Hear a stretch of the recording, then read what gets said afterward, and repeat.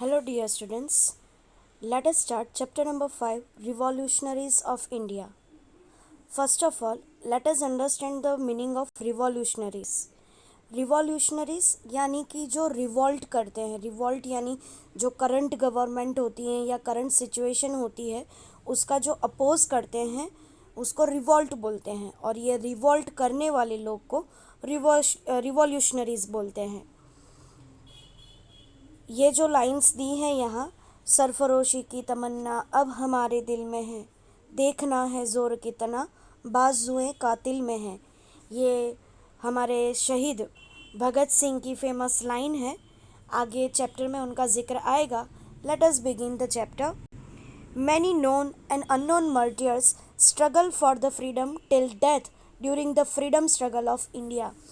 काफ़ी नोन और अननोन हमको पता है कि ब्रिटिशर्स के ख़िलाफ़ हमारी लड़ाई 200 साल की रही है, तो इतने सारे लोगों ने इसमें अपना कंट्रीब्यूशन दिया है कि काफ़ी नाम हमें पता है, काफ़ी नाम हमें नहीं पता है। जैसे कि रानी लक्ष्मीबाई को हम जानते हैं, चंद्रशेखर आज़ाद को हम जानते हैं, तात्या टोपे को जानते हैं, शहीद भगत सिंह को जानते हैं। ये सारे नाम हमारे लिए नोन हैं। After the revolt of 1857, many revolutionaries fought individually or they formed groups and declared revolt against the British Empire. People all over the country remember their stories till the death. Those brave men and women who revolted against the British government are known as revolutionaries of India. Their activities were revolutionary. Revolutionaries यानी कि कहीं ना कहीं उसमें थोड़ा हिंसा का भाव भी था, लेकिन ब्रिटिश गवर्नमेंट के सामने एकजुट होकर बहुत सारे लोगों ने अपनी लड़ाई दी। People from all walks of life, literate or illiterate, royal or ordinary, took part in this revolution. Revolutionary activities were carried out in varying degrees across India. पढ़े लिखे या और नहीं पढ़े लिखे हो, ऐसे रॉयल यानी राजाशाही कोई हो या सामान्य इंसान हो, हर एक ने इंडिया के अलग अलग पार्ट में से इस रिवॉल्यूशनरी एक्टिविटीज़ में पार्ट लिया। Revolutionary activities were initiated by the first martyr Vasudev Balwant Phalke who hailed from Maharashtra. Maharashtra के वासुदेव बलवंत फाल्के नामक फर्स्ट रिवॉल्यूशनरी ने इन ब्रिटिशर्स के सामने सबसे पहले ये एक्टिविटी स्टार्ट की। तो आइए हम उन्हीं से यानी कि वसुदेव बलवंत फाल्के से ही स्टार्ट करते हैं हमारा चैप्टर। ये जो इमेज है वो वसुदेव जी की है, और आइए अब उन्हीं के बारे में पढ़ते हैं। Vasudev Balwant Phalke was the pioneer. Pioneer यानी सबसे पहले, आगे के, main pioneer of the revolutionary activities in India. He worked in Pune, जैसा कि हमने जाना पहले वो महाराष्ट्र से थे। In just and partial approach of the British government irritated him so much that he left his job. वो पहले ब्रिटिश गवर्नमेंट में ही जॉब कर रहे थे, लेकिन इनजस्ट यानी कि अन्यायी और पार्शियल यानी पक्षपाती जो अप्रोच था ब्रिटिश गवर्नमेंट का, कि अगर इंडिया के कोई पर्सन, इंडियन कोई उनके जॉब में है तो उनकी सैलरी से लेकर उनके काम के दायरे तक हर एक में वो अन्याय भी करते थे और पक्षपात यानी कि पार्शियलिटी भी करते थे, इसलिए उन्होंने वो जॉब छोड़ दी। He took a vow of not applying tilak on his forehead and not to cut his hair till he did not free India from the clutches of the Britishers. उन्होंने एक बहुत बड़ी कसम खा ली। वो करना यानी कसम खाना, कि वो ब्राह्मण थे तो उन्होंने कसम खाई कि जब तक मैं मेरी इंडिया को इन ब्रिटिशर्स से फ्री नहीं कर देता, ना तो मैं तिलक करूँगा अपने फोरहेड यानी कि अपने ललाट पर, कपाट पर, और ना तो मैं अपना हेयर कट करवाऊँगा। He formed a secret armed group of revolutionaries called Ramoshi. Underline this word and even remember this. Ramoshi to fight against the British. छुपके छुपाते हुए उन्होंने एक यंगस्टर्स को इकट्ठा करके ब्रिटिशर्स से छुपा के एक सीक्रेट ग्रुप रेडी किया, रामोशी नामक, जो इन ब्रिटिश एक्टिविटी के खिलाफ काम करता था। British government declared him wanted with a bounty of ₹4,000। आज हमें 4,000 का कीमत हमें कम लग सकता है, लेकिन आप आपके दादा दादी को पूछ सकते हैं कि उनके ज़माने में 4,000 वो 4 लाख से कम नहीं थे। और ये जो फाड़के जी थे, वसुदेव जी फाड़के जी, वो उतना रिवॉल्यूशनरी एक्टिविटीज़ में इन्वॉल्व थे, सबको इतना इकट्ठा कर रहे थे इंडियंस को, कि उनके खिलाफ अंग्रेज़ों ने 4,000 का बाउंटी रुपीज़ का, जिसे हम बोलते हैं, टैग लगवाया। He trained young men to attack the British camps, to rob the government treasury and to use guns and other weapons. अगर हम ऐसे देखें तो रॉबिंग करना या अटैक करना it's a bad thing, but Britishers जो कर रहे थे वो भी गलत था। और उस समय हमारे इंडियंस के पास अपोज करने के लिए या कुछ लड़ाई करने के लिए ना तो वेपन्स थे, ना ही इनफ मनी मॉनेटरी फैक्टर्स था। इसलिए वो यंगस्टर्स को ट्रेन करते थे कि कैसे ब्रिटिश कैंप पर अटैक करना है और उनके जो गन्स और वेपन्स हैं वो कैसे लूट लेने हैं। The British government became desperate to arrest him at any cost. उन्होंने ब्रिटिश गवर्नमेंट के नाक में इतना दम कर दिया था कि ब्रिटिश गवर्नमेंट उन्हें एट एनी कॉस्ट यानी कुछ भी करके गिरफ्तार करना चाहती थी। तो ये थे वसुदेव बलवंत फाड़के, जो सबसे पहले ऐसे रिवॉल्यूशनरी एक्टिविटीज़ को स्टिम्युलेट किया। Let us see our next revolutionary, that is Veer Savarkar. Vinayak Damodar Savarkar was born on 28th May 1883 in Bhagur village of Nasik district in Maharashtra। Vinayak Damodar Savarkar उनका पूरा नाम है और उनका जन्म हुआ था Bhagur village of Nashik district in Maharashtra. आपको ये याद रखना है। He fostered revolutionary ideas since his childhood. Fostered यानी बचपन से ही उनमें देश के लिए देशभाव डाला गया था through his parent. He established an organized name Mitra Mela, which was later known as Abhinav Bharat. Underline this word because it can be asked in MCQ or filling the blanks in exam. The main objective of this organization was to free India from the British rule with the help of armed revolt. Armed revolt यानी वो weapons के साथ वाला revolt. उन्होंने ये मित्र मेला और ये मित्र मेला नामक संस्था की स्थापना की, जो लेटर ऑन अभिनव भारत के नाम से जानी गई, और उसका मेन मोटिव था ब्रिटिश के सामने आर्म्ड रिवॉल्ट करने का। Veer Savarkar was the first Indian to kindle the foreign clothes. Kindle foreign clothes, विदेशी कपड़ों को जलाने वाले वो पहले रिवॉल्यूशनरीज थे। कपड़ों को जलाने का मोटिव कुछ उनका ख़राब नहीं था, बस उनको एक ये था कि स्वदेशी भावना सब में आए। विदेश का यानी कि ब्रिटिशर्स का जो भी प्रोडक्ट या जो भी माल हो वो हम यूज़ ना करके हम सिर्फ़ और सिर्फ स्वदेशी चीज़ें यूज़ करें, यह उनका मेन मोटिव था।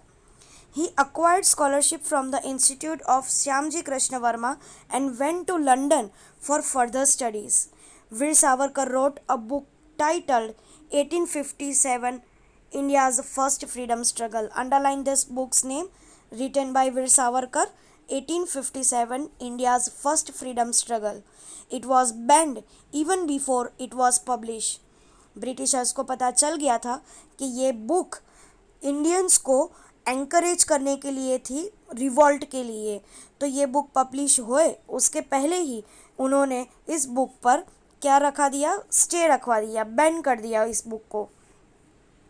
He was arrested in 1910 for his association with the revolutionary group India House. India house नामक एक रिवॉल्यूशनरी ग्रुप था, उसमें वीर सावरकर ज्वाइन हुए थे और इसकी वजह से उनको अरेस्ट कर लिया। Savarkar was sentenced to 2 life terms of imprisonment, that is of 50 years, and was moved to the cellular jail in the Andaman and Nicobar Island. It was also known as Kala Pani. काला पानी की सज़ा आप आपके grand parent को पूछोगे तो वो आपको बताएंगे कि वहाँ जेल के सेल इतने छोटे छोटे और ऐसे अंधकारमय हुआ करते थे कि एक छोटी सी विंडो जहाँ से आपको बाहर का कुछ दिखे या ना भी दिखे, ना खाने पीने का ठिकाना, तो काला पानी उसका नाम ही आपको उसका वो जगह कैसी होगी वो इंडिकेट करता है। तो ऐसी जगह पर उनको डाल दिया गया था। Later, due to poor health, he was kept under house arrest in Ratnagiri district of Maharashtra. Ratnagiri district में हाउस अरेस्ट यानी उनको एक घर में अंडर ट्रीटमेंट रखा गया था, लेकिन वो घर के कहीं बाहर नहीं जा सकते, ना कोई अंदर घर के अंदर आ सकता था। हाउस अरेस्ट यानी वो घर में ही उनको गिरफ्तार करके रखा था। एकदम से अगर उनको कुछ हो जाता तो इंडियंस में ज़्यादा अपोज होता, यही डर से उन्हें हाउस अरेस्ट किया गया। इस लेसन में हमें अलग अलग रिवॉल्यूशनरीज़ के बारे में ही पढ़ना है और हमारे दूसरे रिवॉल्यूशनरी है Khudiram Bose. Khudiram Bose was born on a 3rd December 1889 in a village Habibpur of the Midanpur district in Bengal. He lost his parent in his childhood and was raised by a teacher named Satyen Babu who inspired him to be revolutionary. जैसा कि आपने पढ़ा, उनका जन्म बंगाल में हुआ था और उनके माँ बाप की मृत्यु हो चुकी थी और उनको उनके शिक्षक ने, जिनका नाम था सत्येन बाबू, उन्होंने उनको बड़ा किया और उन्होंने ही खुदीराम बोस में इंडिया के लिए देशभाव और रिवॉल्यूशनरीज भाव एकदम उनमें डाले थे। He participated in the non corporation movement and kindle the foreign clothes. Khudiram Bose used to dive in the river Ganga and topple the boats carrying salt. In this way, he used to break the unjust salt laws. वो क्या करते थे, नमक पर जो डाले गए acts थे उनका अपोज करने के लिए वो गंगा नदी में डुबकी लगाते थे और जो ब्रिटिशर्स की सॉल्ट कैरी करती हुई बोट्स थी उन पर डाका डालते थे और इस तरह वो सॉल्ट का एक्ट तोड़ते थे। On 30th April 1908, Khudiram Bose and Praful Chaki threw a bomb on the horse carriage of Judge Kingsford to kill him. Revolutionary यानी ये उनका नाम ही बताता है कि वो हमेशा वायलेंट अपोज ही करते हैं। तो खुदीराम बोस और उनके दूसरे साथी प्रफुल्ल चाकी ने, जो एक किंग्सफोर्ड नामक जज थे, पहले तो ज़माने में कार या ऐसा सब कुछ नहीं हुआ करता था, हॉर्स कैरेज ही हुआ करते थे, तो उस पर बॉम्ब अटैक किया। जज Kingsford survived the attack but the wife and daughter of lawyer Kennedy were died. Yes, this was very unfortunate incident, but the planning was to give attack on judge only, but unfortunately उस attack में वो जज तो survive हो गए लेकिन उनकी बेटी और उनके वाइफ की डेथ हो गई। Now let us discuss about Ram Prasad Bismil. ये जो आप इमेज देख रहे हो वो राम प्रसाद बिस्मिल जी की हैं। अब उनके बारे में हम पढ़ते हैं। Ram Prasad Bismil was born in Shahjahanpur in the United province यानी कि उत्तर प्रदेश इन 1897 CE। आपको हर एक रिवॉल्यूशनरी का born place and born time याद रखना है।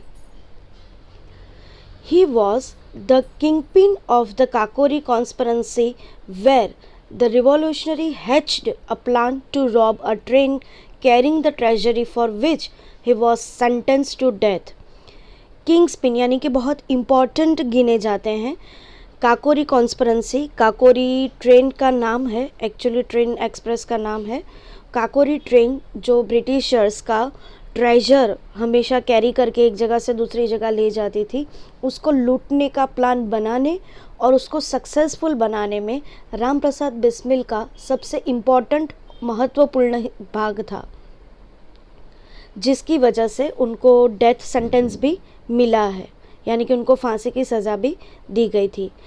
Ram Prasad was one of the members who formed a revolutionary organization Hindustan Republican association. ये नाम आप अंडरलाइन कीजिए, Hindustan Republic association. Bhagat Singh praised him as a great poet writer of Urdu and Hindi. वो एक क्रांतिकारी तो थे राम प्रसाद बिस्मिल, पर वो हिंदी और उर्दू भाषा के बहुत अच्छे लेखक भी थे, जिनकी प्रशंसा इवन भगत सिंह ने भी की थी। Bismil was his pen name.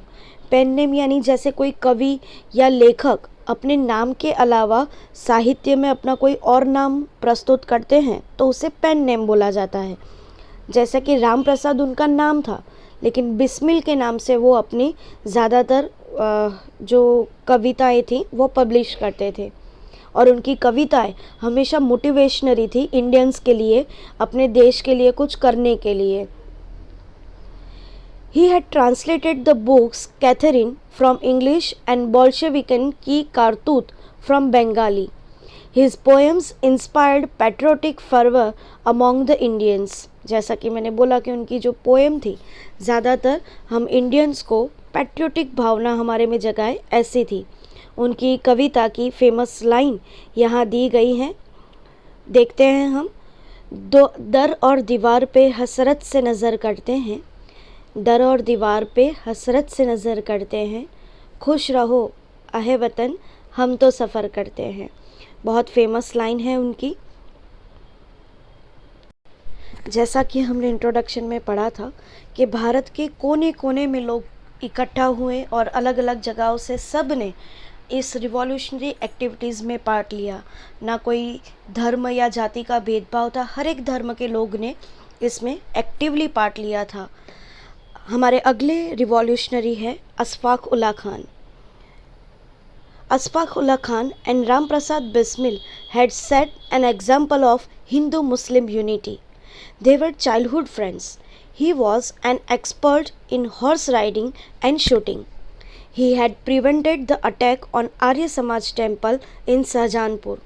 He was involved in Manipuri train robbery conspiracy as well as Kakori conspiracy. He too was hung in the prison on the same day as Ram Prasad Bismil. जितने रिस्पेक्ट से हम राम प्रसाद बिस्मिल जी को याद करते हैं, उतने ही रिस्पेक्ट के साथ हम अशफाक उल्लाह खान जी को भी याद करते हैं आज भी। जिस दिन बिस्मिल जी को फांसी की सज़ा दी गई, उसी दिन उसी जेल में इनको भी फांसी की सज़ा दी गई। काकोरी ट्रेन कॉन्स्पिरेसी के बारे में हमने पढ़ा, उसमें अशफाक उल्लाह खान का भी उतना ही महत्व था जितना बिस्मिल जी का था। दोनों चाइल्डहुड फ्रेंड्स थे और पहले से ही साथ में हर एक्टिविटी में एक्टिवली पार्ट करते थे। धर्म और जाति से ऊपर उठकर दोनों बेस्ट फ्रेंड्स थे और हिंदू मुस्लिम धर्म की एक यूनिटी क्या होती है उसका बेस्ट एग्जाम्पल थे। अशफाक उल्लाह खान ने आर्य समाज टेम्पल पर होने वाले अटैक को भी रोका था, तो ये उन्होंने अपने देश के प्रति जो अपनी देशभक्ति थी वो वहाँ प्रूव कर दी थी। यहाँ उनकी लिखी एक लाइन भी दी गई है जिसकी एक एक शब्द में उनकी देशभक्ति का हमें फीलिंग आता है। कुछ आरजू नहीं है आरजू तो ये, रख दे कोई ज़रा सी खाके वतन कफन में। कहने का मतलब यह है कि उनकी कोई इच्छा नहीं थी, बस एक ही इच्छा थी कि मेरे कफन में भी मेरे देश की मिट्टी कोई मेरे साथ रख दे। इतना देश के प्रति जिनका लगाव हो वो ही देश के लिए मरने का हिम्मत कर सकता है।